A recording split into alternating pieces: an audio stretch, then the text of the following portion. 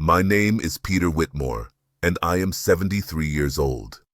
Some of you might remember me from a video I shared a few weeks back, and I have to say that the response to that video was absolutely overwhelming in ways I never expected.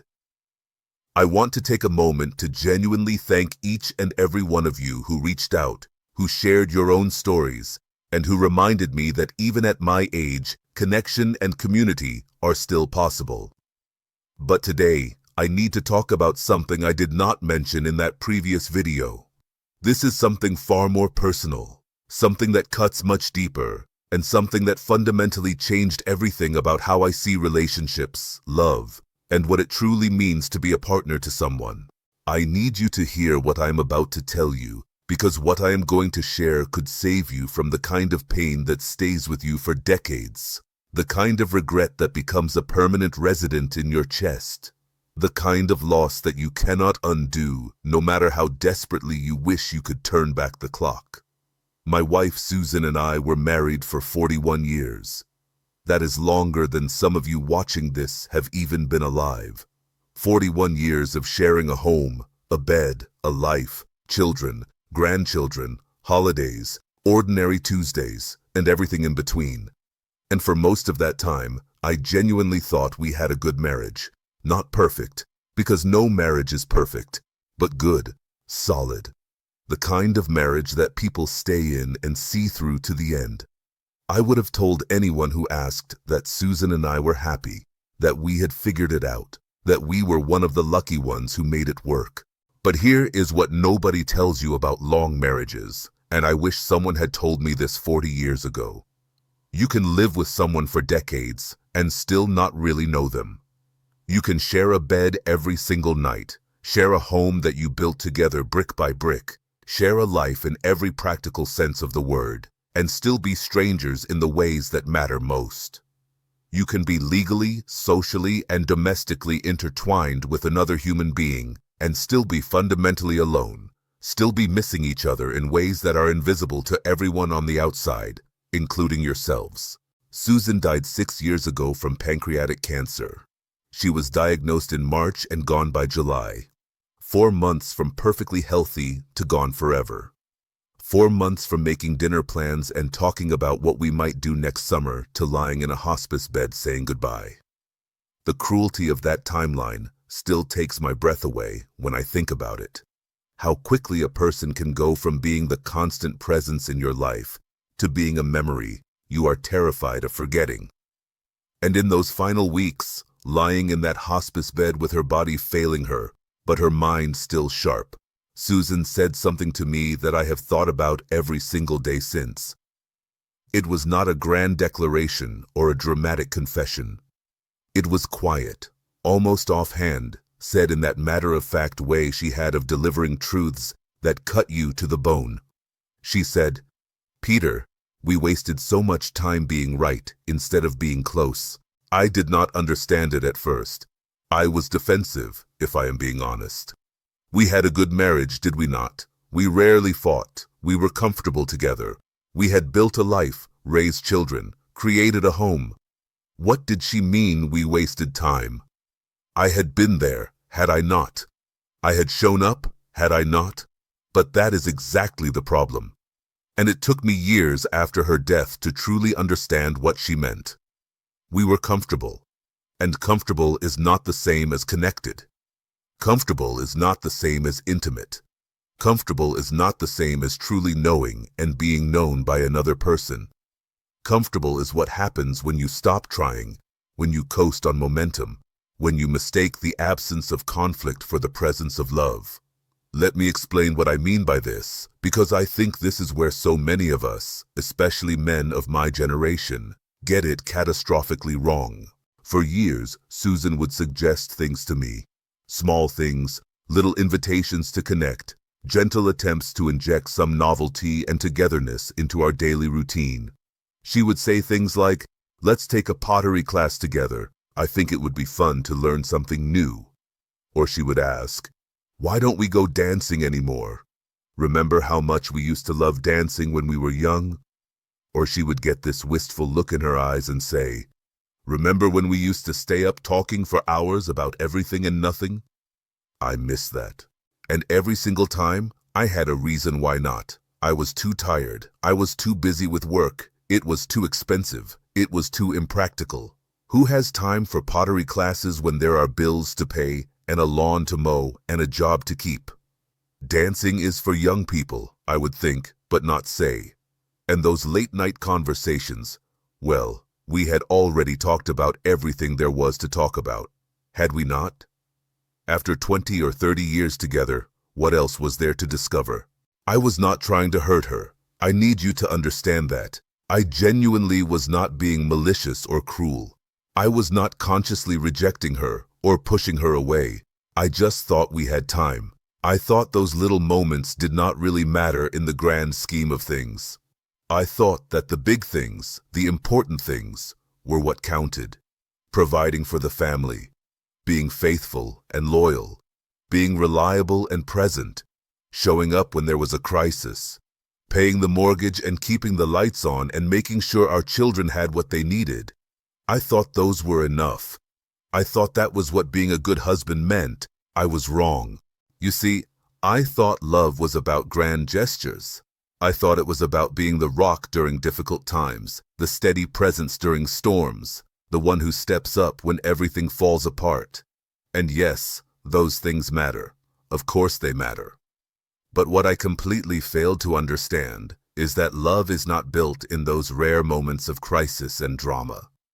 Love is built in the tiny, unremarkable, forgettable moments that make up the fabric of everyday life.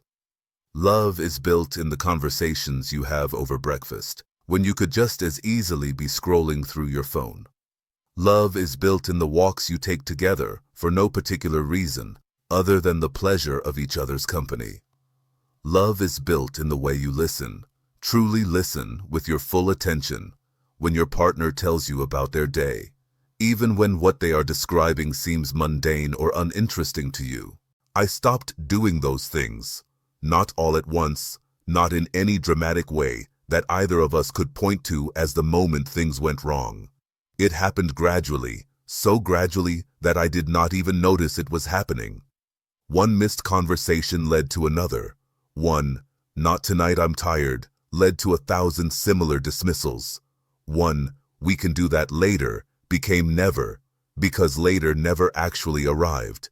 And Susan, being the person she was, adapted. She was not the type to nag or demand or create conflict where there was none. So she stopped asking me to go dancing. She stopped suggesting we take classes together. She stopped trying to initiate those deep conversations that had once been the heartbeat of our relationship. She found her own friends, developed her own hobbies, created her own life that existed parallel to mine rather than intertwined with it. We became roommates who happened to be married. We were polite to each other, considerate, respectful even. But we were fundamentally alone, two people inhabiting the same space without truly inhabiting each other's lives in any meaningful way. I did not see it happening. Or maybe I did see it, if I am being brutally honest with myself. But I told myself it was normal. I told myself this is just what happens in long marriages. The passion fades. The excitement diminishes. You settle into routine. You become comfortable. You stop expecting fireworks and learn to appreciate the steady warmth of embers. But comfortable is just another word for complacent. And complacency is the slow death of everything that once made your relationship feel alive. When Susan got sick, everything changed with a violence that took my breath away. Suddenly, we had a deadline. Suddenly, there was an endpoint on the horizon, a clear and non-negotiable expiration date that we could no longer pretend did not exist. All those things I had assumed we would do someday. All those trips we would take when we retired. All those conversations we would have when life slowed down suddenly had a very real and very imminent cutoff point. And in those final months, we talked more honestly than we had in 20 years. We said things we had been holding back, asked questions we had been avoiding, shared truths we had kept buried under layers of routine and assumption. Susan told me things I had never known about her, and I realized with horror how much of my own wife remained a mystery to me after 4 decades together. She told me about dreams she had given up on, not with a bang, but with a quiet surrender. She told me about hurt she had carried silently, wounds I had inflicted without ever knowing I was holding a knife. She told me about times she had felt invisible in her own marriage, like a ghost haunting her own life. One night, about 3 weeks before she died, she told me about a trip she had always wanted to take. She wanted to go to Scotland. Her grandmother had been from there, and Susan had grown up hearing stories about the Highlands, about the misty lochs and ancient castles, about the villages where her ancestors had lived and loved and died. She had always dreamed of walking through those places, of touching the stones her grandmother had touched, of understanding where she came from in a deep and embodied way that photographs and stories could never quite capture. She had mentioned this trip to me before, multiple times over the years, in fact, and every single time I had dismissed it. Too expensive. Not a good time with work. Maybe when we retire. Maybe when the kids are older. Maybe someday. We never went. And now we never would. What destroyed me was that Susan was not angry when she told me this. Anger I could have handled. Anger would have been easier, actually. But she was not angry. She was just sad, resigned. Like she had accepted years ago, maybe decades ago, that I was not going to be the partner she needed me to be. Like she had made her peace with my limitations and learned to expect nothing, which is the cruelest thing of all. I asked her why she never pushed harder, why she did not insist, why she did not make it clear to me how much this mattered to her. And you know what she said? She said, "I did not want to make you do something you did not want to do. I wanted you to want to do it with me." That sentence broke something inside me that has never fully healed. Because she was absolutely right.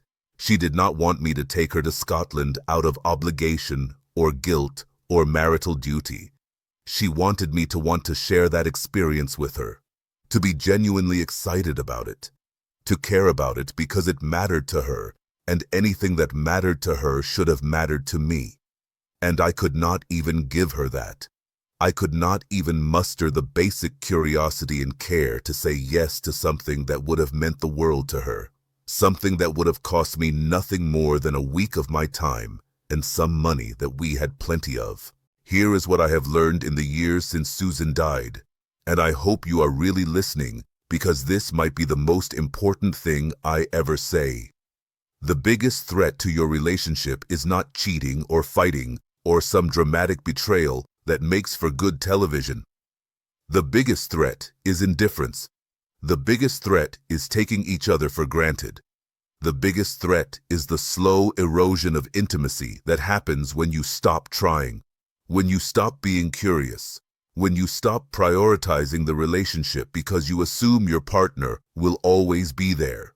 You stop asking questions because you think you already know all the answers. You stop making effort because you think effort is only necessary in the beginning, before you have secured the commitment. You stop prioritizing the relationship because you think you have unlimited time to work on it later. And then one day, you wake up next to a stranger.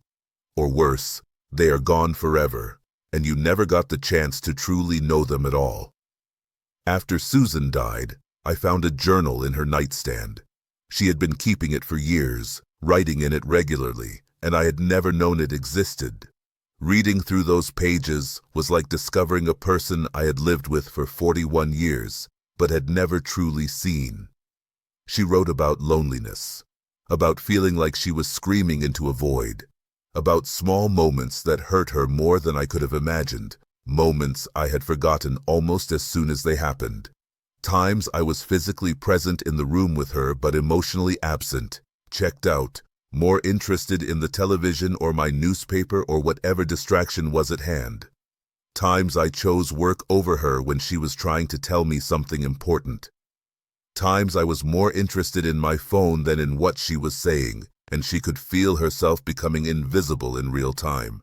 But she also wrote about love, about the man she had married all those years ago, about hoping that version of me would come back, the one who had been curious and attentive and fully present, about trying to reach me across the distance that had grown between us and not knowing how to bridge the gap. I was right there the whole time. We slept in the same bed every single night for 41 years. But I might as well have been on another planet for all the real connection we shared.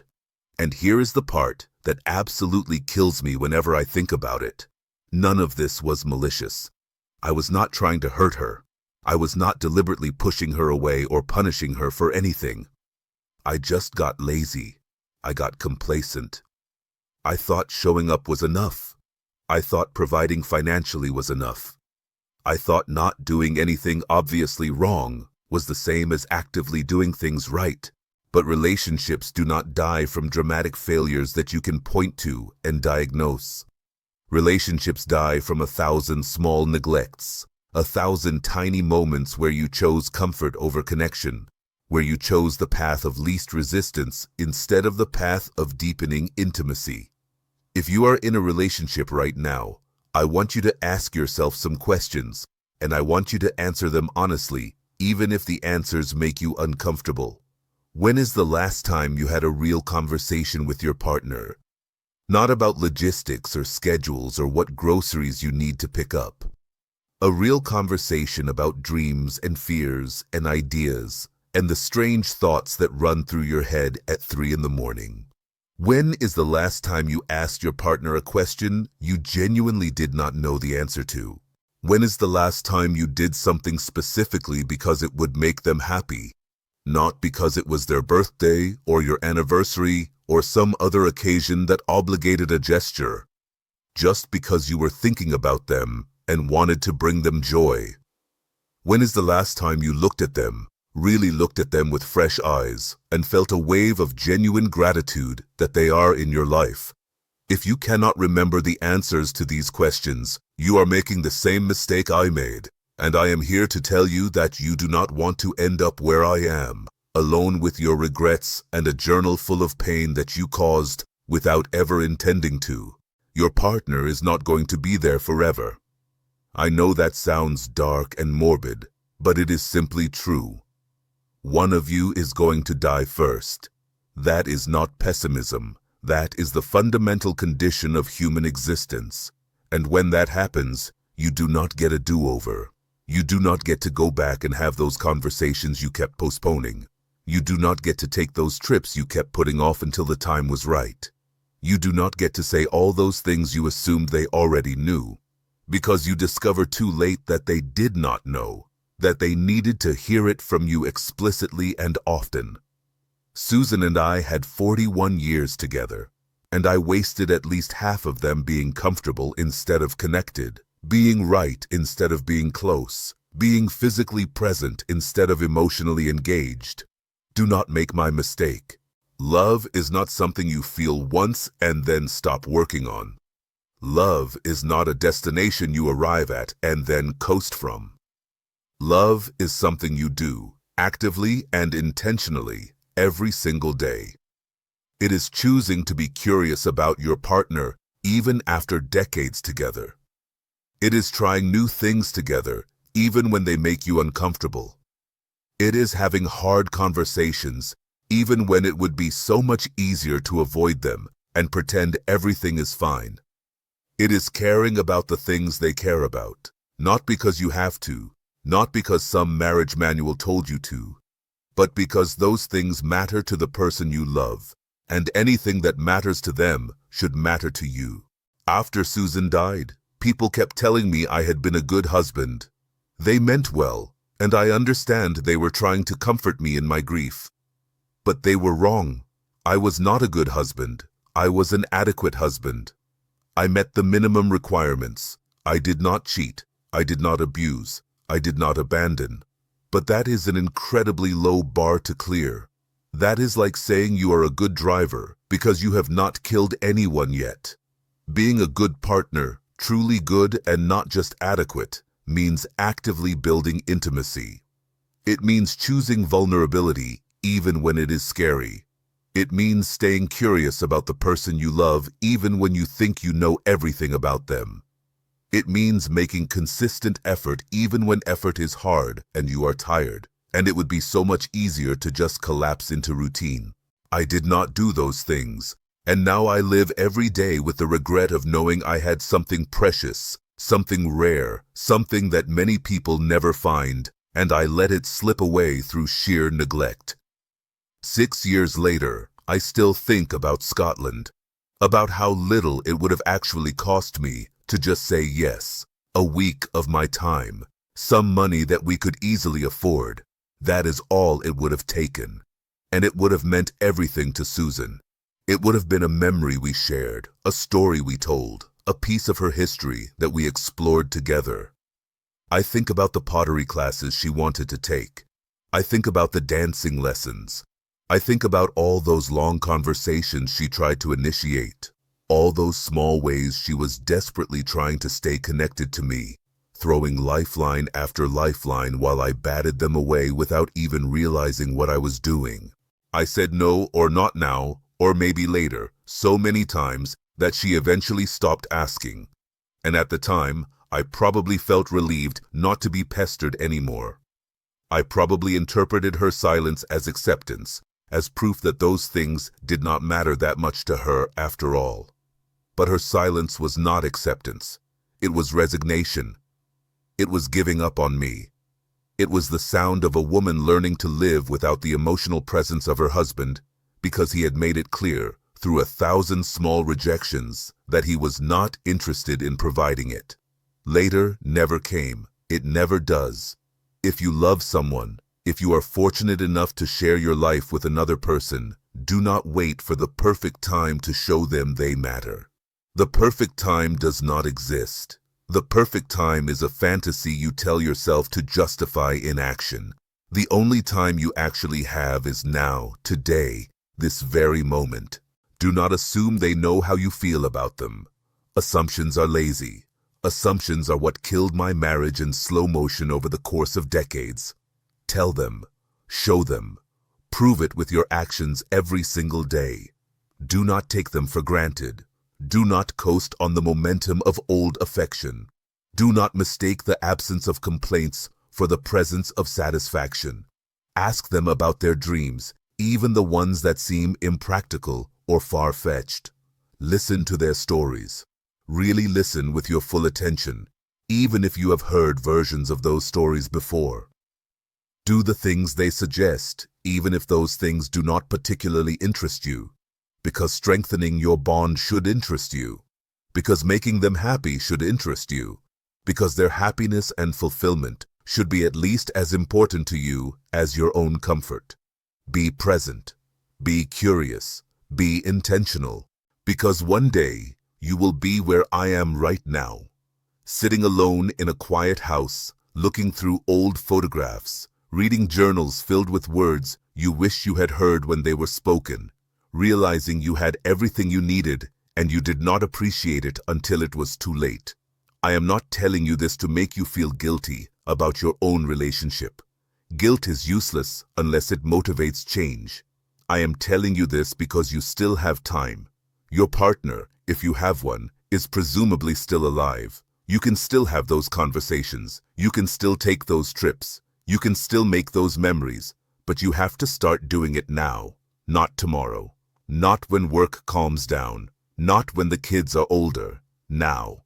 On my desk, right next to where I sit to record these videos, I keep a photograph of Susan from our honeymoon in 1972. In the picture, she is laughing, squinting slightly against the bright sun, her hair blowing in the wind. She looks so full of life and hope and dreams, so confident that the future would be wonderful because we would face it together. And I think about the woman she became over the following decades.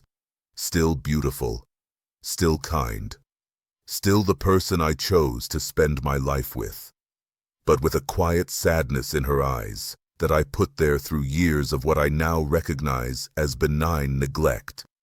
I was not cruel to her. I was just absent. And sometimes absence hurts more than cruelty because at least cruelty proves you are paying attention. Susan was right. We wasted so much time being right instead of being close. We wasted so much time being comfortable instead of connected. We wasted so much time assuming we had more time. Do not waste your time the way I wasted mine. Love the people in your life actively, intentionally, with everything you have, while you still can. Because one day, and you never know when that day will come, the opportunity will be gone forever.